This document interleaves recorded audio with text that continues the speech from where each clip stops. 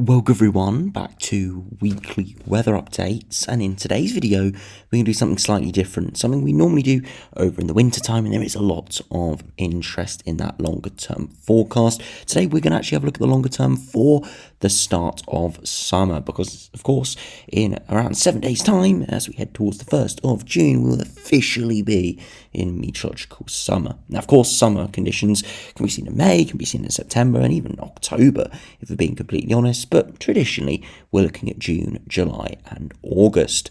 Now what we're going to do today is go through the latest ECMWF weekly mean anomalies over the course of the next sort of month to 6 weeks, and it should give us a rough indication on what the majority of ECMWF ensemble members think is going to happen. We'll start by having a look at the pressure pattern, the 500 HPA height anomalies. We'll have a look at the all-important temperatures that we're going to be potentially seeing, and then of course the precipitation as well, because it's no good being warm if we're just going to be seeing lots of showers, storms and just general areas of rain. So we'll try and come to some sort of consensus at the end of the video about what could we be seeing the first few weeks and maybe first month or so of summer. So do remember, if you enjoy my videos, make sure you like and subscribe, and remember to follow me on Twitter as well, the link's in the description. And you can see this is the latest data from the ECMWF coming out on the 23rd, and its valid time is from Monday the 27th through to the 3rd of June. We can have a look in month-long chunks. You can see here on the weekly mean anomaly for the pressure patterns, we've got blues over the top of us, which means lower pressure. And that's what we've been seeing over the past couple of days with that heavy rain, and what we're likely to see this weekend with plenty of showers and thunderstorms. But if we do move to the next week, the first full week of June, that blue anomaly disappears. But we don't see an orange anomaly over the top of us, so it kind of means we're in between weather systems. We're either in a transition or kind of in between. And what we're seeing from the longer range chart is most likely we're in between. We're not directly under higher pressure, but not directly under lower pressure, so generally changeable conditions. The first 10 days of June does look like it could be fairly unsettled, changeable, but probably not too bad on the temperature front, because if you see here, there is a southerly push with high pressure towards the Mediterranean, towards Eastern Europe.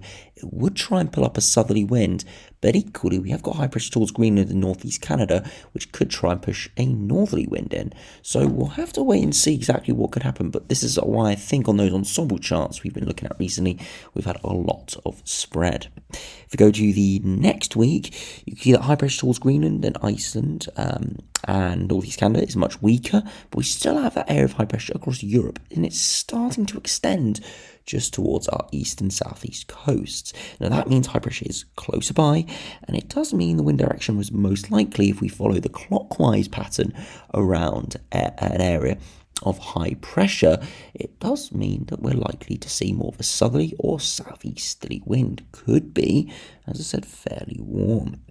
Now if we do look at the following week, now looking at the 17th to the 24th, look at this, the high pressure is huge, engulfing most of the British Isles, and it's starting to waft up a southerly wind. So this would be not only warm, but it could be very dry as well. And into the final week of June, a similar pattern. The high pressure is a bit further southwards, so it may encourage more of a southwesterly pattern, still fairly warm this time of year. I wouldn't say particularly hot, but warm. But you can see perhaps some lower pressure coming in from the north, which could mean it turns slightly more unsettled there.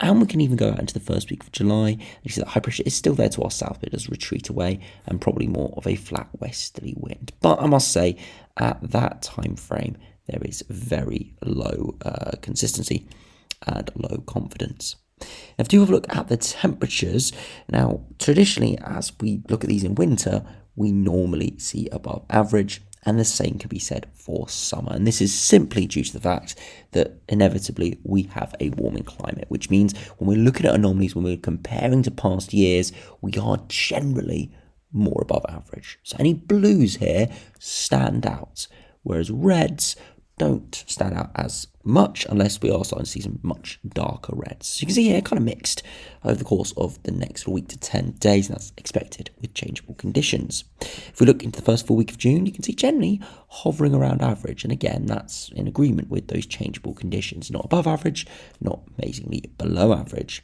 But as we head into the following week, the 10th to the 17th, more above average starts to appear. So now we're getting back to what we would expect expect more summer-like conditions, warmer.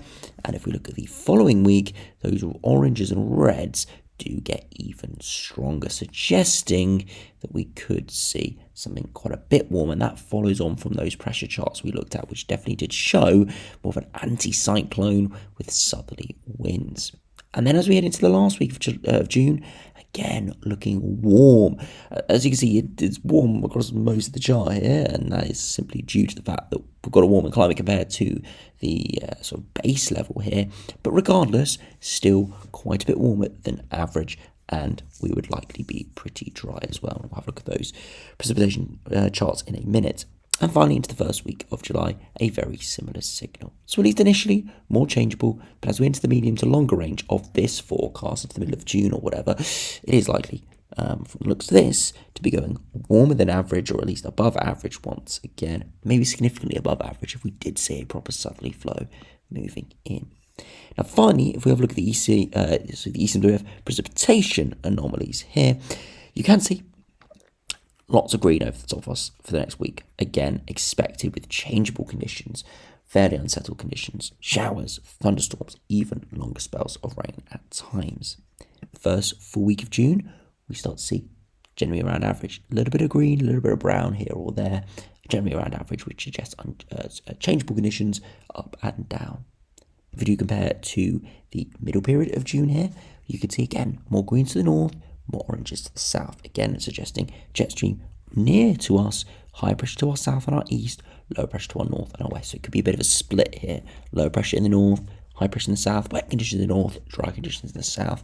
So towards the 17th to the 24th, no real anomaly. So we're starting to see these anomalies kind of petering out. Again, this time of year, we can generally see warm, high pressure.